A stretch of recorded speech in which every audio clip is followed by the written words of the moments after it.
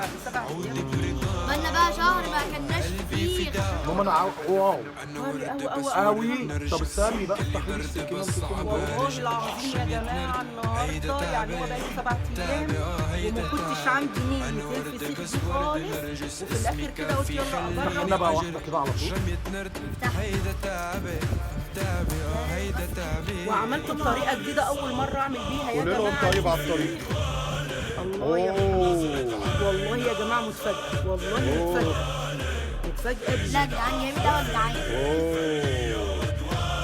ان انا اول مره اعمله في برطمان يا جماعه، اول مره اعمله ابو في جامد برطمان ربنا. ويطلع بالحلاوه دي. ولا حطيت لا طري قوي. ولا- طلعه لهم بالسكينه كده في الطبق وكان في الطبق ولا الفسيخ. ولا حته كمان حته كمان. بس بينه هو بس الموضوع ان هو اعمل ايه بقى حجمه بالسكينة؟ صغير.